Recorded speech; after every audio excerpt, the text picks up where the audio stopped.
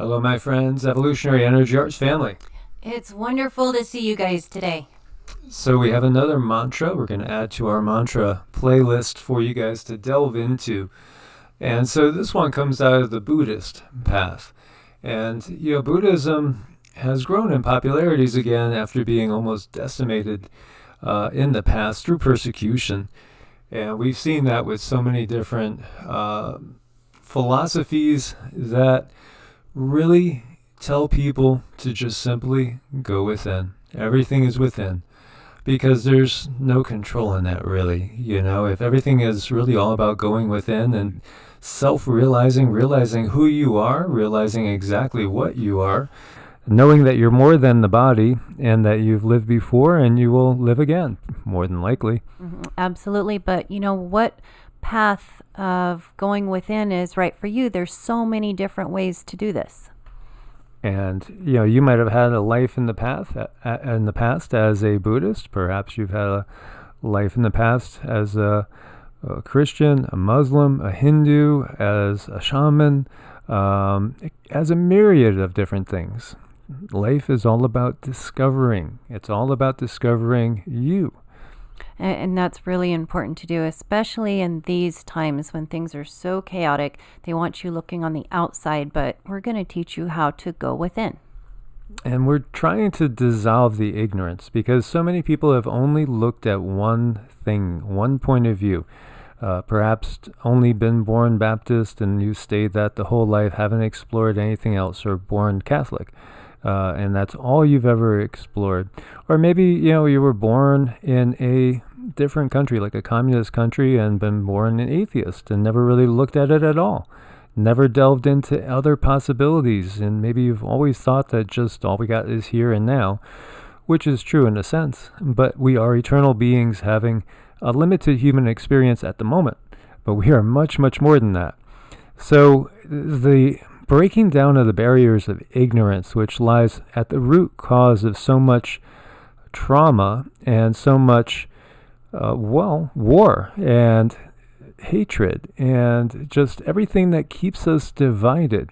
If we could understand each other and each other's paths better, it'd be a much better world. So when we look into Buddhism, we see there is the Noble Eightfold Path. So right view is one spoke in the wheel, or we could look at it as like a lotus flower. It's one branch. Right intention, right? So right view is know the truth. Right intention, free your mind of evil. Right speech, say nothing that hurts others. Wouldn't that be a world-changing event if we always all did that all together at the same time? Right action, work for the good of others. Right livelihood, respect life. Right effort, resist evil. Right concentration, practice meditation, because that leads to the discovery of your true self. Right mindfulness, control your thoughts, learning how to control your thoughts. Well, one of the best ways to learn how to control your thoughts is through mantras. And so this is one of the most prevalent and popular mantras in the world. I love this one. This one's a lot of fun. And so it's pronounced Om Mane Padme Hum. And it has various meanings. One more literal interpretation is the jewel is in the lotus. And we see the path to enlightenment is found in the wisdom of the Dharma. And the Dharma is the way. The Dharma is the path. And here we are looking at Mahalakshmi, which is the Hindu goddess of prosperity. And in her Maha state, or higher state, the great state, she is like Shakti. So she is the divine feminine. And what is she seated in? She's seated in the lotus. And so time and time again, we see these same symbols coming up, and they symbolize enlightenment, basically, understanding. And of course, she's glowing. And if we look at Buddha, he's glowing. That's their auras, their energies that they give off. And so we see, what are some of the benefits of chanting Om Mane Padme Hum? The benefits of reciting the Compassion Buddha mantra are infinite, like the limitless sky. Even if you don't have much intellectual understanding of Dharma, even if the only thing you know is Om Mani Padme Om, still the happiest life is one lived with an attitude free of the 8 worldly concerns. If you live your life with a pure attitude, free of attachment, and so that's one of the things that we really are striving to overcome, is that attachment. And it's something that has to be meditated upon, really, because we could intellectualize things, run them through the left brain. But if you don't let them sit in your heart and don't go deep, deep within, really, really going within and discovering, what are your attachments? What are those things you keep repeating time and time again, things you can't let go of? And often, bad habits and things like that we can't let go of. Jelly donuts, perhaps. Oh, yes. Definitely. Those are horrible. Or, there's other things besides jelly donuts we have to let go of, such as, learning how to let go of jealousies, let go of insecurities, let go of, different, perhaps, goals that are not always in our highest interest, but are in the interest of the civilization and the culture that we find ourselves within, which is not one that has really high ideals, as we could see with everything going on around us all the time. So we have to rise above it. So if you live your life with a pure attitude, free of attachment, clinging to this life, and simply spend your life chanting Om Mani Padme Om, this 6-syllable mantra that is the essence of all Dharma, that's the purest Dharma. It looks very simple, very easy to recite, but if you think of the benefits, it's not all simple. Here, I'd like to mention just the essence of its infinite benefits. Reciting the Compassion Buddha mantra just once completely purifies the 4 defeats of breaking the 4 root vows of self-liberation and the 5 uninterrupted negative karmas. It is also mentioned in the Tantras that by reciting this mantra, you achieve the 4 qualities of being born in the Amitabha Buddha Pure Land and other pure lands at the time of death. Seeing Buddha and lights appearing in the sky, the Devas making you offerings, and never being reborn in the hell, hungry ghost, or animal realms. You will be reborn in the pure land of Buddha, or as a happy transmigratory being. So I find it fascinating, and sometime, I promise, we will go deep into what the Buddhists have discovered on the other side in their meditations, as probably there's very few other peoples in this world that have spent so much time deep in meditation and have actually mapped the astral realm, which is massive and much bigger than our realm. And there's all sorts of hells and the lower astral realms, and those, unfortunately, are the realms where these beings that are so close to us right now, as we're ascending up and through, are trying to create havoc in our life. And when you get past that, then those beings are no longer able to be in the higher zones, even the middle astral realms. There, things are much more benevolent. And then when you get to the higher astral realms, those are actually the heavens that are spoken of by so many different traditions. And still there's much higher than that. And when we go up outside of what we perceive as 4D, and going up into the 5th and 6th dimensional realms, density realms, and we're beings that are very, very benevolent, loaded with compassion, and so close to source. And everything changes. And Cindy and I have talked at great length about this. I'm always asking her questions. She's always, going to either the Devas or the Galactics to get answers. And it's just fascinating to hear things. It is. It kind of surprises me too what comes out. But there's so many different ways to go within. And this is just one of the more beautiful ways that I like. The mantras. And so, again, when we're talking about us, we've been in basically like 3rd and 4th density. And then you have many of the Galactics that are in 5th density. When we talk about the Devas, like we were looking at Lakshmi, if we look at her as Lakshmi, she is a higher density being. Same thing with Ganesh and so many of the other ones, Vishnu and Shiva, but they are at kind of alternating densities depending on who they are. They do kind of shuffle a little bit. They have abilities to go up and down much more than we do. Yes. Mm-hmm. And then you have the realms where you're actually going and you're merging back with Source. And we come from Source. Source lies within us. We move outward and away, and we explore as individuated units of consciousness. And then we, at some point, will return to Source. Even dark entities at some point, like the Greys and the Draco and so many other entities that are out there that we might view as negative, at some point in time, they're going to return to Source one way or another. Yeah, they get to level up or down. It's their choice. It's all free will. See, we live in a free will universe. So often, you hear things, well, it's the plan of God. Well, the plan of God, the plan of Prime Creator Source, the one infinite source behind all manifestation, is basically free will. And just allowing each individuated unit of consciousness to fully explore itself and fully explore all of creation.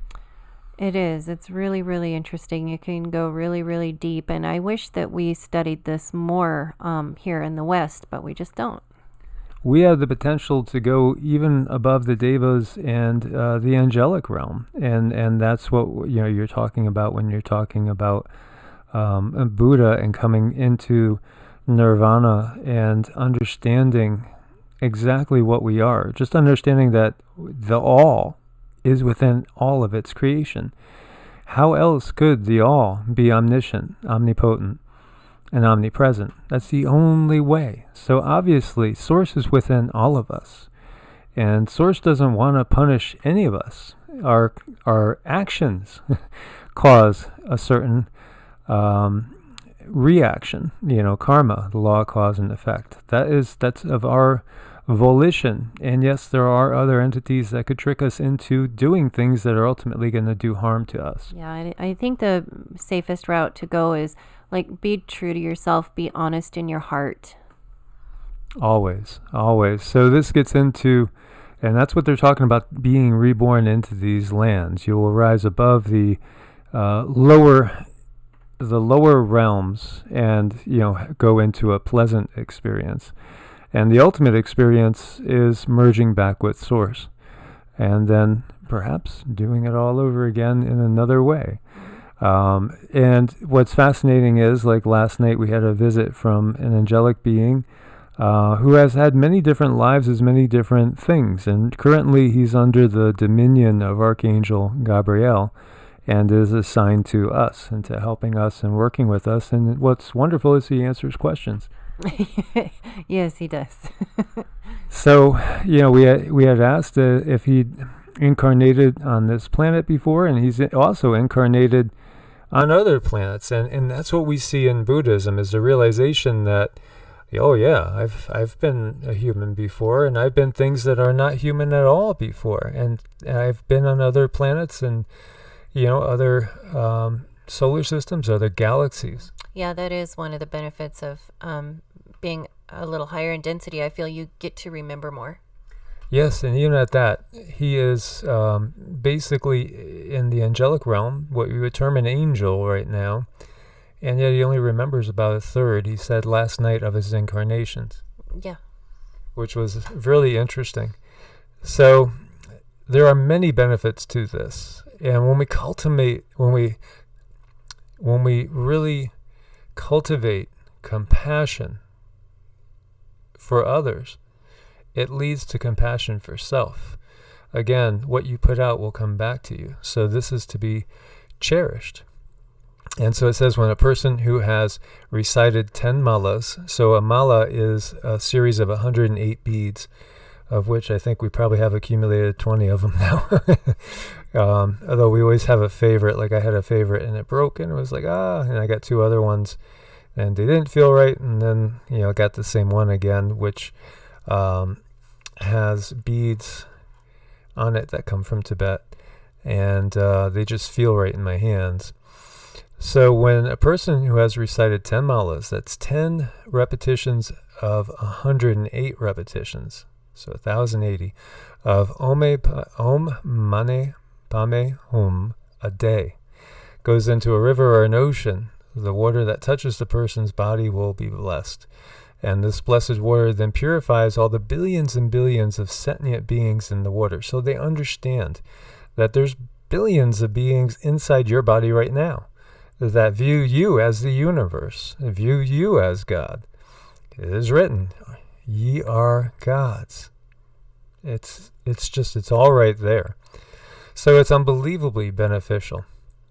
And you are sending out positive energy that then saves the animals in that water from the most unbelievable suffering of the lower realms, because we always want to avoid the lower realms. And so we don't want to get caught into, like when we look at the world's drama now, you don't want to get caught up in the hatred. You don't want to get caught up in the violence. You don't want to get caught up in the drama. And you don't want to get pulled into this. This is what the denizens, the beings that reside on those lower astral realms want. Yeah, I think the trick is to know just enough to keep yourself out of trouble. That's not to say you cannot defend yourself, but at the same time, don't go looking for trouble. Right. And at the same time, recognize the source of suffering on this planet, which, is ultimately, it's not even really human, but it is, these families, these bloodlines that are controlled by these non-human entities. And they are losing their grip. So recognize that and just cultivate the beauty and the compassion inside. And this will help to alleviate the suffering in your life. So this is such a beautiful one that in essence, it wipes away karma as you go. So does when we talk about the Gayatri mantra. A very, very different vibe, but extremely powerful and beautiful as well. And reciting either of those will do amazing things to your heart and also clear your mind. Yeah, it's done some wonders for me. It's really, really helped the last couple of years I've been doing it. It's changed me. It's all about purification. It's all about rising above. And so I included 3 different articles I'll give you the links to so you could look at other interpretations of this. And this one is from the Dalai Lama. A beautiful mantra that can really, really still and bring peace into your heart and start to transcend any negative karmas. And then for a perfect pronunciation, I'll give you guys the link to this, because this is some Tibetan monks actually performing the mantra. As Sassy's she was excited about him holding the big kitty there. So guys, thank you so much for your support on Ko-Fi and Patreon. We can't do it without you. Blessings to you all. God bless and namaste. Namaste.